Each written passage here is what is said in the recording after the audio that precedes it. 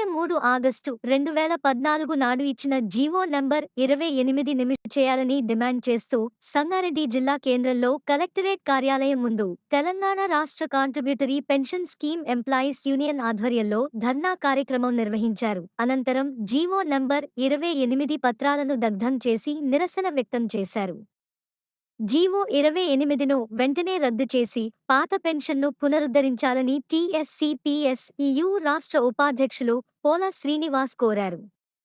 ఈ కార్యక్రమములో రాష్ట్ర కార్యదర్శి మున్నూరు అంజన్న, అసోసియేట్ అధ్యక్షులు మధుసూదన్ రెడ్డి, జిల్లా అధ్యక్షులు రాంచందర్, ప్రధాన కార్యదర్శి వరప్రసాద్, జిల్లా వర్కింగ్ ప్రెసిడెంట్ అమృత్ మరియు జిల్లా నాయకులు భాస్కర్, చంద్రశేఖర్, నారాయణ, శివకుమార్, ఏమానుయేల్ తదితరులు పాల్గొన్నారు.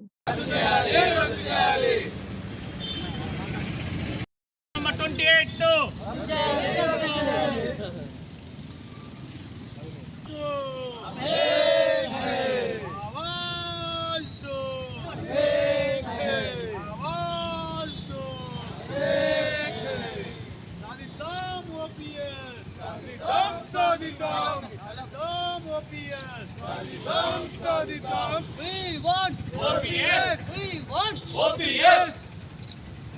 జీవో నంబర్ 28 ను వెంటనే రద్దు చేయాలి.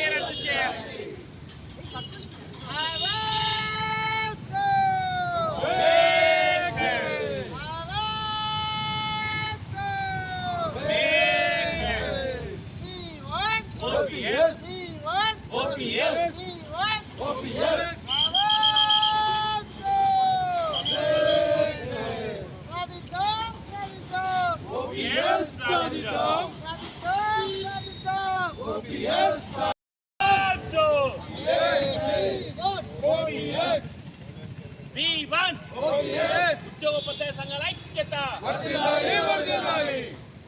ఆవాజ్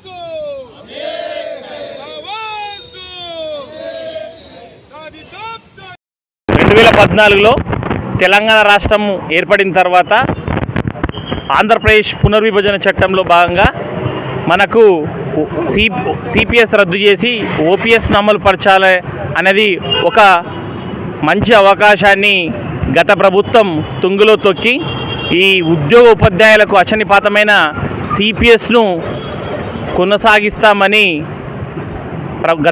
కేంద్ర ప్రభుత్వానికి లేఖ రాసింది. ఆ సమయంలో గత ప్రభుత్వము ఎలాంటి ఉద్యోగ ఉపాధ్యాయ సంఘాలతో సంప్రదించకుండా, ఎలాంటి సమాజంలోని వివిధ వర్గాలను సంప్రదించకుండా ఏకపక్షంగా నిర్ణయం తీసుకొని జీవో నంబర్ 28ను మనకు ఆగస్టు 23, 2014లో జారీ చేసింది. అట్టి ఓపీఎస్ను సాధించే ఒక మహత్తర అవకాశాన్ని తెలంగాణ స్వరాష్ట్రంలో కోల్పోయాము.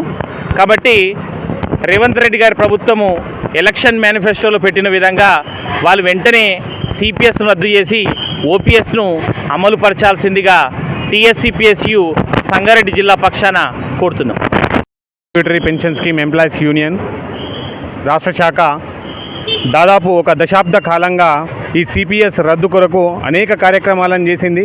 గత సంవత్సరం కూడా మనం ఇదే జిల్లాలో పాత పెన్షన్ సాధన సంకల్ప రథయాత్ర పేరిట పెద్ద ఎత్తున ఉద్యోగులతో చాలా కార్యక్రమాలను నిర్వహించి ఉన్నాం. మనం ఇక్కడ టీఎస్సీపీఎస్యు యొక్క ఏకైక లక్ష్యము సిపిఎస్ రద్దు, పాత పెన్షన్ అమలు అనేటువంటి లక్ష్యంతో మనం ముందుకెళ్తా ఉన్నాం. మరి ఇన్ని పోరాటాల ఫలితంగానే గత ప్రభుత్వము ఈ పోరాటాలను పక్కన పెట్టినప్పటికీ ప్రస్తుత ప్రభుత్వము గుర్తించింది కాబట్టి తమ మేనిఫెస్టోలో సిపిఎస్ రద్దు అంశాన్ని చేర్చడం జరిగింది.